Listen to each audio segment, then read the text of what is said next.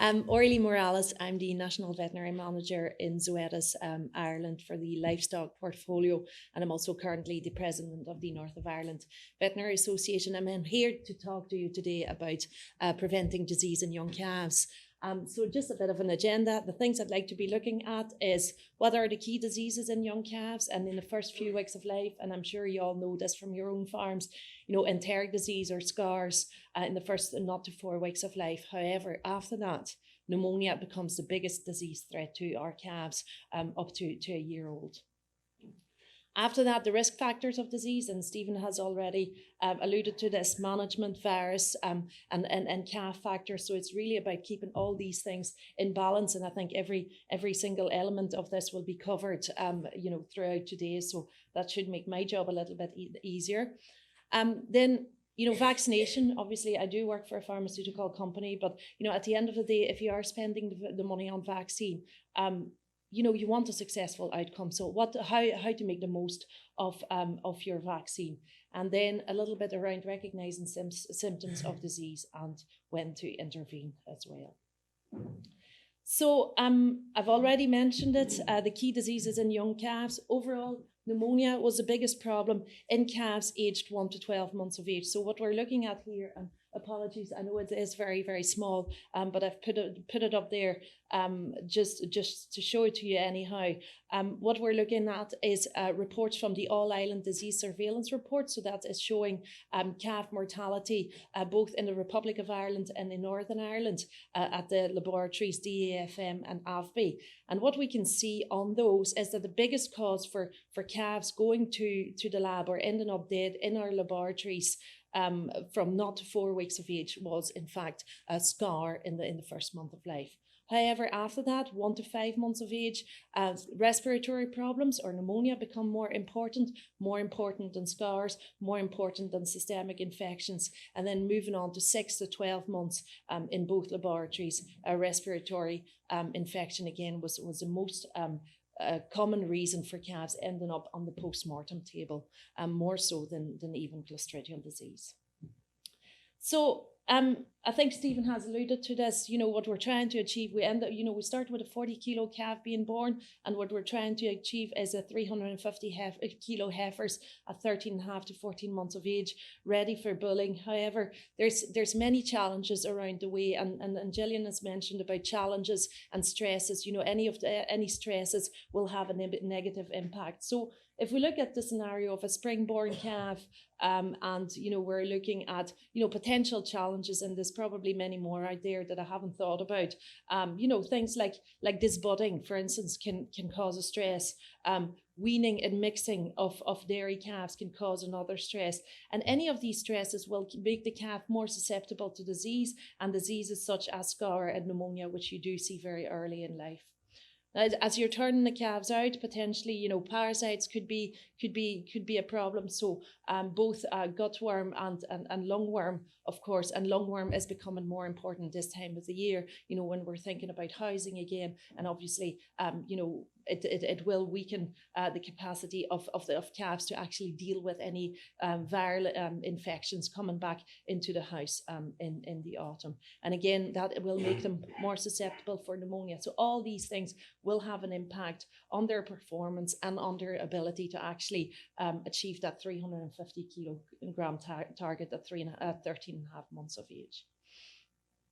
If we're thinking about the risk factors out there, so Stephen has sort of alluded to this, we're talking about nutrition, for instance, that will have an impact on calf factors. So if we look up here, nutrition, things like poor cholesterol intake. So if your calf is not receiving those 4 liters within 6 hours of life, what will happen is that they will be more susceptible to disease. Other nutritional factors such as low levels of vitamin E, low levels of selenium potentially will have an impact on the ability of the calf to cope with any disease out there.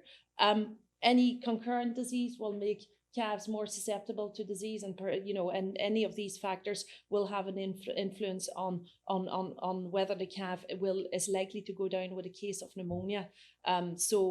Things like naval ill, even scars could have an impact on that, and breeding conformation. And if you look at little calves like Belgian blue calves, which have very small lung capacity, a fairly short neck, potentially not a very long windpipe, these calves will be more susceptible to disease as well.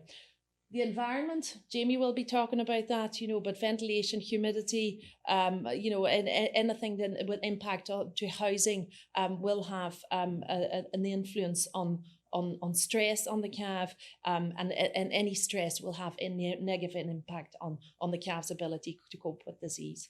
And then we have the viruses, and I'm sure you're familiar with maybe all or some of these viruses. You've all heard of BVD. We're in an eradication program in Northern Ireland here at the moment. So what BVD does is it will make calves more susceptible to other viruses, such as pneumonia viruses called RSV, PI3 and IBR.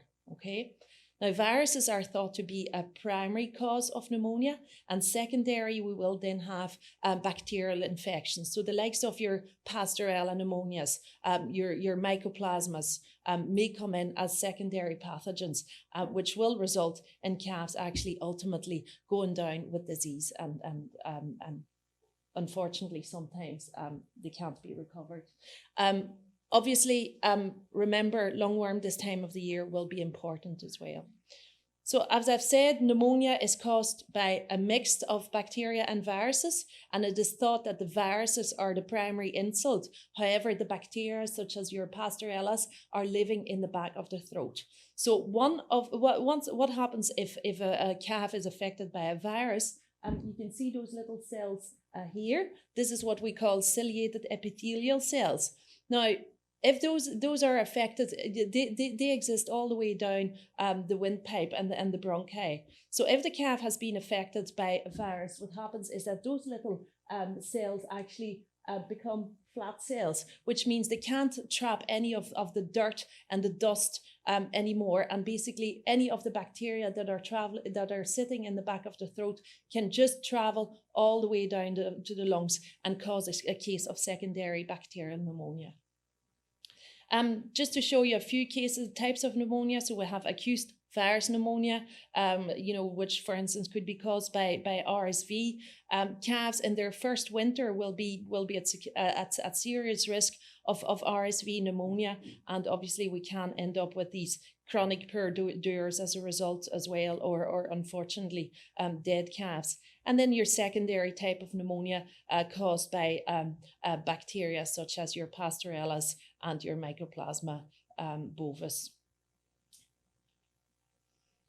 So what are the risk factors in the house at the end of the day? Why is it that we end up with calves going down with specifically pneumonia more so in the house? Any events that are happening in the house, such as mixing of calves, housing, etc., will stress the animals. I've put up a picture of this budding here because I think that's a particular stressful event for a very young calf, especially if we don't use any pain relief, for instance. And any stress on a calf will increase cortisol levels, and as a result of that, we will have a reduced immune function.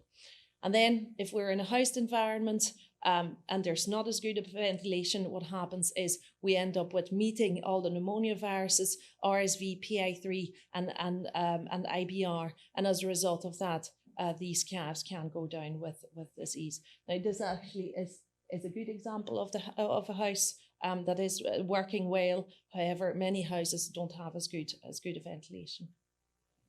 At pasture, the risk factors are completely different. Obviously, there's plenty of fresh air out there. So but however, the animals are grazing, so therefore lungworm will be a bigger risk at pasture. So when we're talking about pneumonia control, or even control of any disease, it's all about balancing the risk in between challenge and immunity. And if you think about challenges that may occur, for instance, mixing of animals, mixing them with older stock, potentially a poor environment where you have, a fairly challenging environment, potentially a draft on a calf could cause challenges. So any reason why the animal may be stressed will increase the challenge, and therefore increase your chances of an animal going down with disease. On the other hand, if we can give good nutrition, plenty of good quality colostrum, plenty of good quality feed, after that we have a good healthy environment, we can reduce stresses, then we go down the point of immunity and we end up with a healthy calf. Now, what does vaccination do for you? Vaccine will actually help you get that balance right, okay? But I think we need to all be realistic. If we still have a very high challenge, we may not get the effect we would, the desired effect or the desired outcome from vaccination. So it's really important that we realize that vaccination is helping us increase that immunity. However, we also need to reduce the challenges to get the balance in the right place. So what are the key viruses in young calves? So when I was working in Northern Ireland, I did a little bit of investigation. So we looked at, over a 2-year period, we looked at a few hundred calves on a number of farms. And what we looked at was we blood sampled calves over 4 months of age. And we looked at, these calves had all had maybe a case of pneumonia. And we looked at which viruses did they show a positive antibody response for. And what you can see here, and sorry if you can't see it at the back, but basically you can see here that the first 2 columns are the highest, and that is showing the results for RSV and PI3. IBR, which you can see here, and BVD were less important in those very young calves under 4 months of age. So the key disease risk in calves under 4 months of age, and that will be no different, anywhere else in the UK or even in the Republic of Ireland, are the most commonly associated viruses with disease. So as said previously, it's all about increasing the immunity in the animals, reducing the amount of infectious agent, and also keeping the environment healthy. And obviously think about nutrition as well. And that's what increases immunity within the animal. So how to get the best from vaccination? I'm sure many of you are using vaccines in many shapes and forms. And I think, at the end of the day, if you are spending that money, ideally, you'd like to get the absolute most out of it to end up with a positive result. So first of all is vaccinate fully before the risk period. So we're now in the autumn, or we're coming towards the autumn, which means that you may be housing some animals in on the 1st of October, let's say. If you are using an injectable vaccine, for instance, prior to housing to cover your animals for pneumonia, and this vaccine requires a 2-course dose 3 to 4 weeks apart and a second shot 2 weeks later, then ideally you'd need to start more or less now to make sure that you have full onset of immunity prior to housing, okay? So generally with injectable vaccines, it could take, 2 to 3 weeks after the second shot before you get full onset of immunity. Then we have intranasal vaccines or live vaccines, which quite often are given up the nose. And these vaccines will give a much quicker onset of immunity. So if you're thinking about your very young calf, for instance, obviously the risk is there all the time, there's quite high disease pressure because you've constantly got new calves coming in there. You're maybe, as I said, disbudding, or then you're mixing them, etc., etc. So you want a very quick onset of immunity in those young calves. And that's where live intranasal vaccines come in and have a good place. You want to vaccinate all calves in the population at risk and persevere. So I'll go into a bit more detail on that in a minute. But it is important to understand that if we vaccinate calves, we don't only reduce clinical signs or clinical signs of disease, or we don't only increase their ability to cope with disease. However, we also reduce the challenge. So that vaccine, because once we have less diseased animals, obviously we have less virus in the environment, and the animals are less at risk, or more likely to remain healthy. Use vaccines properly, and again, I will go into a bit more detail around that in a minute. But Gillian has already mentioned about reading the data sheet. This was in relation to a SCAR vaccine, but I have seen farmers using intranasal vaccines into the muscle, for instance, and unfortunately it didn't work. Avoid vaccinating during periods of stress. So for instance, if you want to use an intranasal vaccine in a very young calf for pneumonia, you maybe don't want to do it at the same time as disbudding or at the same time as weaning or moving it, because if the animal is stressed, it will be less likely to put up an immune response. And then remember, vaccines are an aid to control, and they just really help you keep that balance right in between challenge and immunity. So assessing the pneumonia risk. So I've already talked about RSV and PI3 being the key viruses in those very young calves. What happens is if calves get plenty of good quality colostrum, obviously what we want is them to get plenty of maternally derived antibodies. Now, that is great. However, when it comes to vaccination, that can be a challenge. So ideally, in those very young calves, not to 12 weeks of age, that have quite a high amount of maternally derived antibodies, if we're talking about a pneumonia vaccination, we would recommend to use a local intranasal vaccine rather than an injectable vaccine, so it doesn't interfere with those maternally derived antibodies. Once a calf comes up to 12 weeks of age and it starts building up its own immunity and it becomes more susceptible to other viruses, RSV, PI3, BVD and IBR, injectable vaccines are a good option. So I've already talked about vaccinating all the animals in the population at risk and persevere. And, some of you in challenging times might think, right, well, I'm going to vaccinate all my heifer calves, but realistically, I don't really want to spend, 5 or 6 or 7 quid, whatever, on a bull calf, which I can totally understand. However, if you do that, you will compromise the health of your heifer calves as well. So just having a wee look at this here. So we're looking at two populations of animals. The top ones here are non-vaccinated animals, and then we have the bottom ones here, which are vaccinated animals. So you can see in the top chart that we have a very large proportion of susceptible animals. These are unvaccinated animals, and some animals may have already gone through disease or might have been vaccinated, so therefore they could be immune or healthy. However, what happens if a virus, for instance, comes into this situation? The virus has a great ability to travel across a population, and you will end up with a high level of disease, okay, which will increase the challenge within the environment, the challenge of viruses, and even immune animals could go down with disease. Now, if you vaccinate that same group of animals, what happens is that suddenly you have a much lower number of susceptible animals, and you have a much higher level of immune animals, and the chance of having a massive outbreak of disease is going to be reduced massively. So I talked a little bit about, make sure you've administer vaccines correctly. 3 routes commonly. We have intranasal vaccines, we have intramuscular vaccines, we have subcutaneous vaccines, and I would recommend you to read the data sheet as to what needs to be done, and please, talk to your vet if you're unsure, because this is crucial. And unfortunately, I have seen situations where intranasal vaccines were put into the muscle, and the farmer had spent the money but was still suffering the consequences of disease.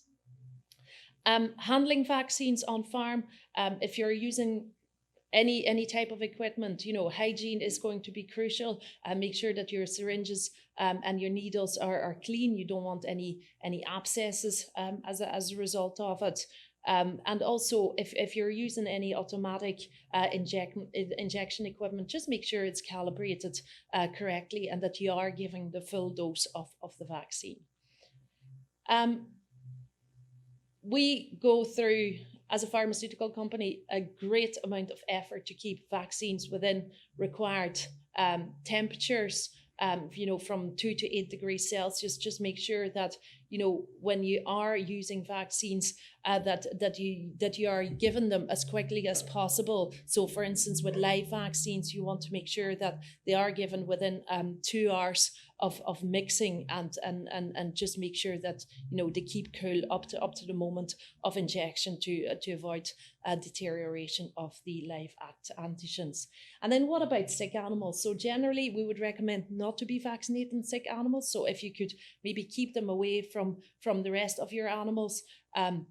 And I also, however, there might be one maybe caveat to that. If you're talking about IBR and you have animals at immediate risk of IBR, I would say talk to your vet, because you may consider vaccinating them.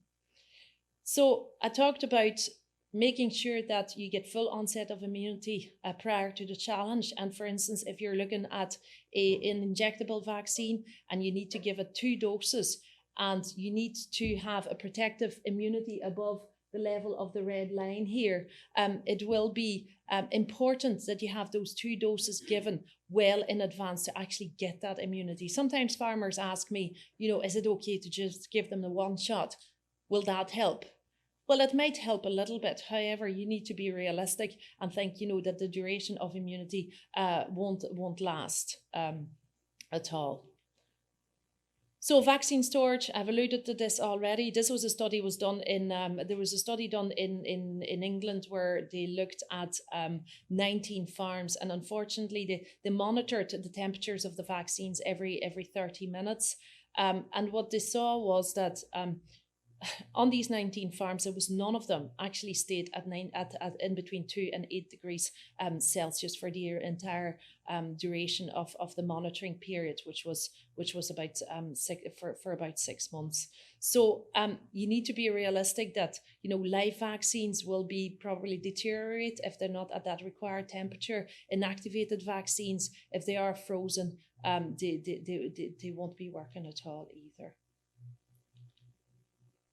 So this is what good looks like. If you don't have a fancy fridge like this here with a temperature gauge, you could invest another 20 quid after the colostrometer and buy one of those minimum maximum thermometers and stick it into your fridge and just make sure that it stays at the required temperature. So just to say, yes, we talked about the viruses and the ability to vaccinate against those viruses. We know that RSV and PI3 are the most common viruses in those very young calves.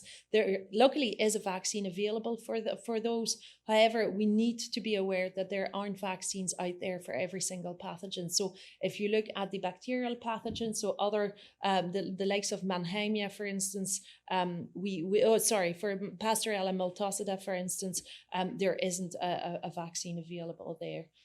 Mycoplasma bovis, again, we don't have a commercial vaccine available there either. And that leads us to potentially the reason why sometimes things don't go well.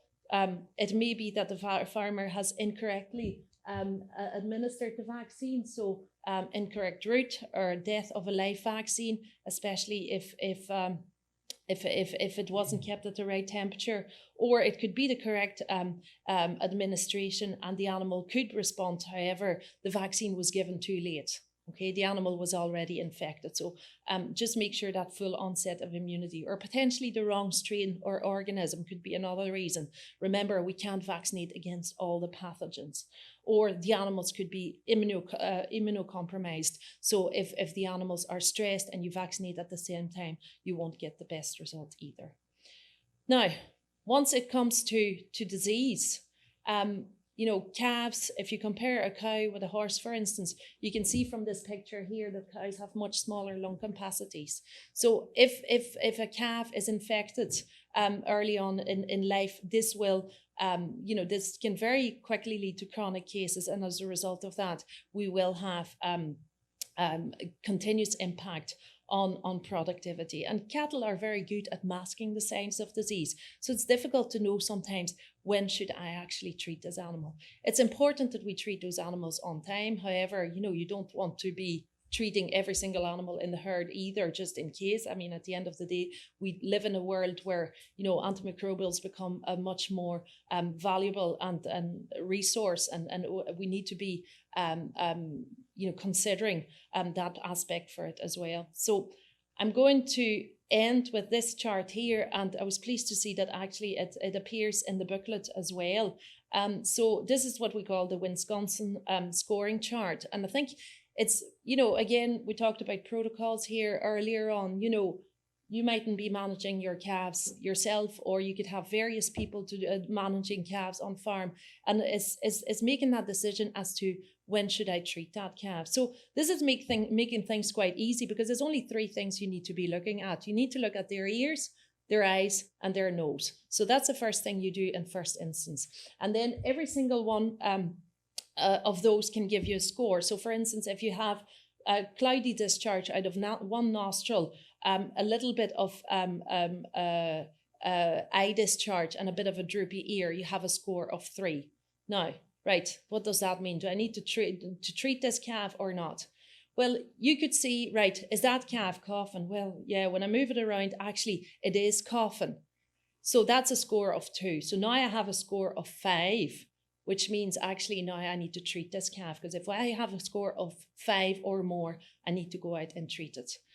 If you're still unsure, you can go and take its temperature, and then again, depending on the temperature. So if it's a normal range in between 100 and 100.9, that's a 0. However, anything over that will give you a score as well. So there's no need to go out with the thermometer right away. You can just look at those 3 factors and see, is it coughing? If the score is 5 or more, you need to go out and treat it. If it's 4, you can just keep a good eye on the calf. So just want to finish with this. Just to summarize, we know that scar and pneumonia are key diseases in young calves. Scar will affect them in the first 4 weeks of life in general, whereas pneumonia will affect them for the rest of the first year of life. Pneumonia is multifactorial problem. Think about the calf, the environment, the viruses out there.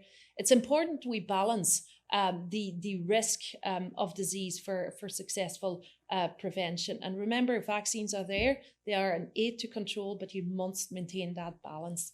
And if you are deciding to treat, it's important that you have early detection. And I would encourage you to either look at your little books there for advice, or else download the Wisconsin scoring chart. So thank you for